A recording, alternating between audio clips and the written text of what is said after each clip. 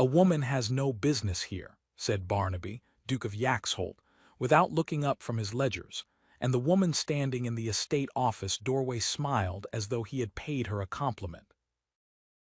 "Then I shall take my business elsewhere, your grace," said Temperance Hale, "and I thank you for making my decision so simple."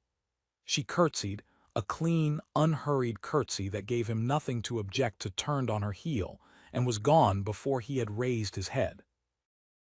He raised it too late. The doorway was empty. The corridor beyond held only the diminishing sound of her boots on the flags and, he would swear afterward, the faint ghost of a laugh. Barnaby sat with his pen suspended over the accounts and felt, for the first time in a long career of dismissing people, the distinct sensation of having been dismissed himself. He put it out of his mind. She had come with a proposal, a scheme for the drainage of the low water meadows along the river that his own steward had tried and failed to solve for 3 seasons. And she had come, moreover, as the daughter of a mere tenant farmer, in a plain brown pelisse with mud on the hem, uninvited, to lecture a duke on his own land.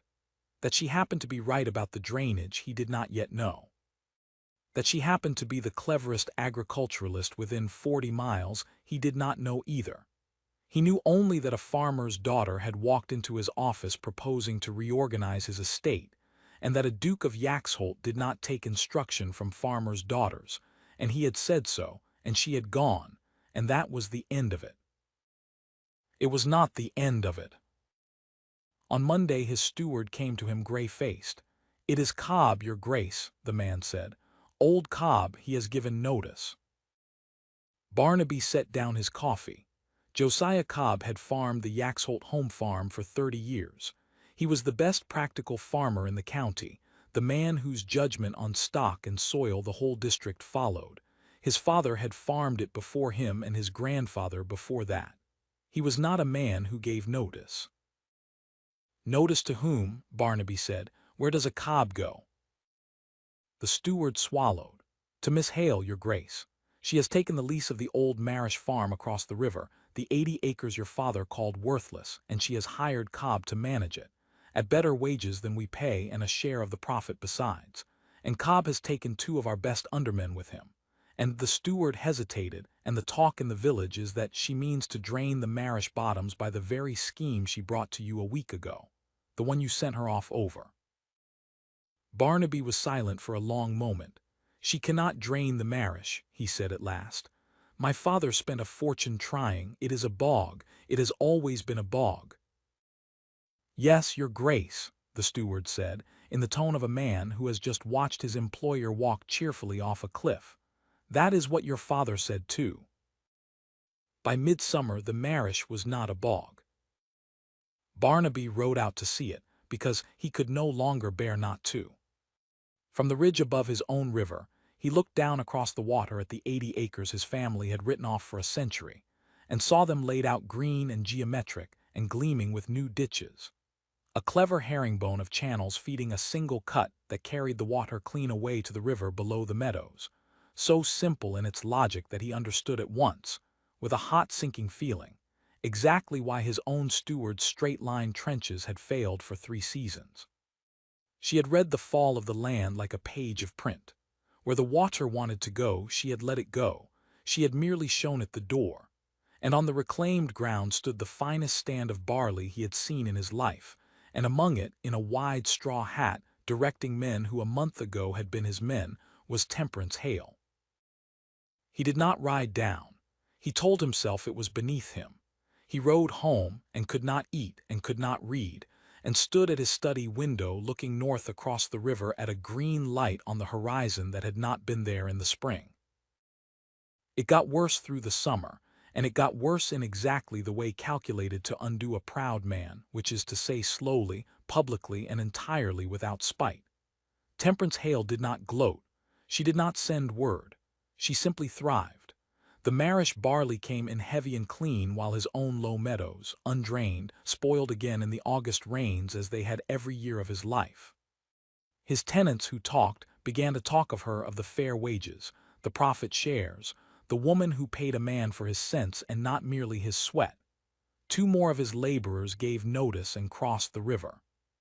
His neighbor Lord Fen, at a dinner Barnaby could not avoid, spent the fish course marveling that a slip of a farmer's daughter had done in one season what the whole house of Yaxholt had failed at in 3 generations, and asked, with the particular cruelty of the perfectly innocent, whether it was true his Grace had turned her out of his office for suggesting it.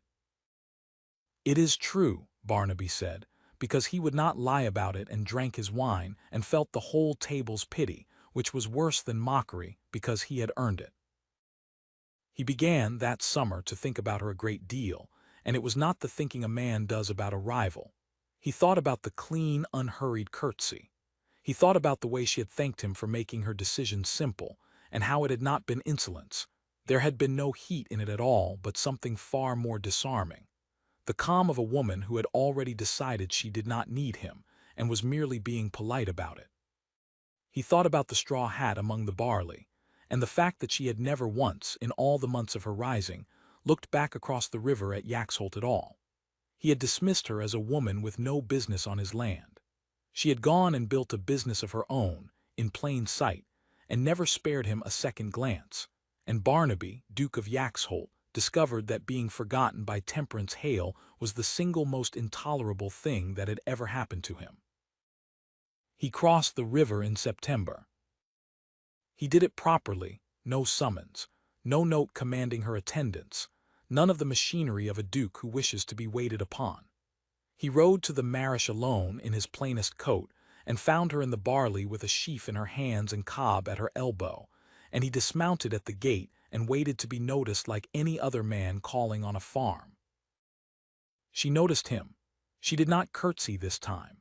She looked at him across the stubble with those level eyes, and old Cobb found something urgent to do at the far end of the field, and Barnaby was left standing in the ruins of his own composure with his hat in his hands. "Your Grace," Temperance said, "you are a long way from your office." "I have come," he said, "to concede a point." "Which point?" "That a woman had business here after all, that she had in fact more business than I did and better sense, and that I sent her off because a farmer's daughter had wounded my pride by being right, and I have spent a whole summer watching that field prosper and hating that I could not eat for thinking of it." He turned the hat in his hands. "I did not come to buy you out. I came to tell you that you were right, and that I was a proud fool, and that in 11 years of running my estate no one has ever made me feel my own ignorance so thoroughly or deserved to. I wished you to hear me say it before I said anything else." Temperance set down her sheaf. Something shifted in her face, not triumph. She was not, he had learned, a woman who trafficked in triumph, but a kind of grave attention, as though he had at last become worth listening to. "And what is the anything else?" she said. "The low meadows on my side spoil every August," Barnaby said. "You know why. The whole county knows why now. I have 3,000 acres run by a steward who lays his ditches in straight lines because his father did, and I have no notion how to make them stop, and I am too proud by half, but I am not so proud that I will let good land rot to spite a woman who could save it. I came to ask if you would take on the drainage of the Yaxholt meadows, as a matter of business. At whatever terms you name, I will not haggle. You have earned the right to set them, and I have earned the right to no bargaining at all." She was quiet a moment. Then, with the faintest curve at the corner of her mouth, "You wish to hire me, after telling me I had no business here." "I wish to hire you," Barnaby said, "and I am aware of precisely how it sounds, and I find I do not care, because I would rather be laughed at across 2 counties for begging a farmer's daughter's help than watch one more August rot my meadows out of pride." He drew a breath. "That is the business. There is a thing that is not business, and I will say it plainly because I have wasted a summer not saying things plainly. I have thought of nothing but you since May, not the drainage, you. The way you thanked me for making your decision simple. The way you never once looked back across the river. I dismissed you, and you rose without me, and never needed me for a moment. And I have discovered that a woman who does not need me is the only woman I have ever wished, with my whole heart, would let me stand beside her anyway." The field was very quiet. A lark went up somewhere over the barley. "You are a duke," Temperance said slowly, "and I am a tenant farmer's daughter with mud on my hem, and a week ago you could not see me across the width of a small office." "I see you now," he said. "I have never in my life seen anything so clearly. I will spend as long as you require proving I have learned to. I do not ask you to give up an acre of the marish or an ounce of what you have built, God forbid. It is the finest thing in the county and half of what I love in you. I ask only whether a man who was wrong might be permitted to become worthy. You set the terms of the drainage. Set the terms of this too. I will meet them all." Temperance Hale looked at him a long moment across the stubble of the field she had made from a bog, and then she did something he had not seen her do before, not once, not in the office and not across the river all summer.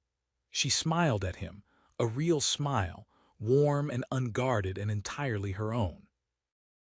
"The first term," she said, "is that you take off your fine coat and help Cobb and me finish stooking this row, because the rain is coming and I have not the labor to spare for a duke who only wishes to talk."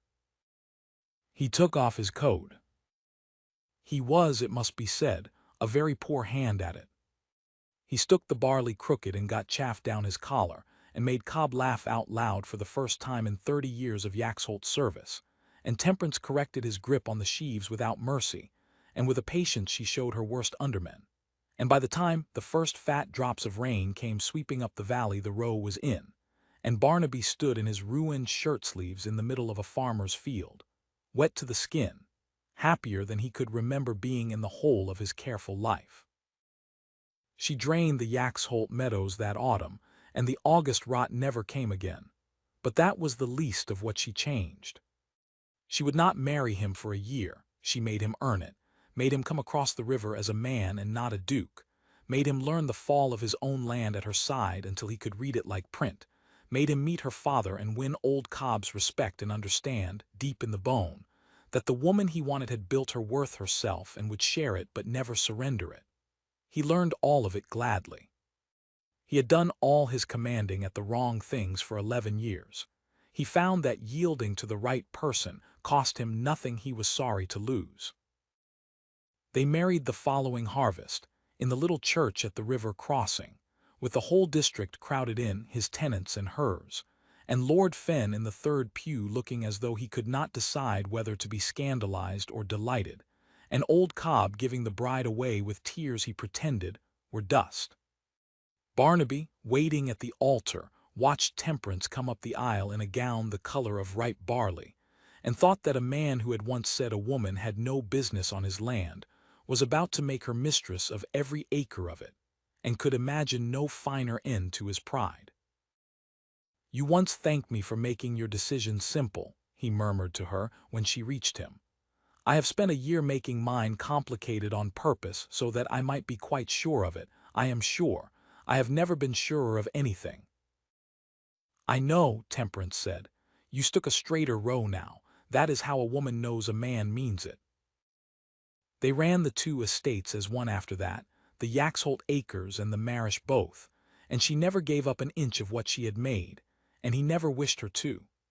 The county talked for years of the duke who had turned a farmer's daughter out of his office and then spent a summer courting her across a river, of the bog she had turned to gold, of the barley-colored gown. But the thing Barnaby treasured, the thing he thought of on the fine autumn evenings when they walked the ditches together with the low sun on the reclaimed water meadows, and the whole green valley laid out prosperous and gleaming below them, was smaller and quieter than any of the talk. It was that she had walked away from him once, with a clean curtsy and a smile, needing nothing he had and had then, of her own free choosing, when he had made himself worth it, walked back. That she had come back was, and remained to the end of his days, the proudest thing that had ever happened to the Duke of Yaxholt, and he never once forgot how nearly he had thrown it away over a ledger, or how a woman with mud on her hem had smiled, and left, and taught a duke the whole worth of what he had dismissed.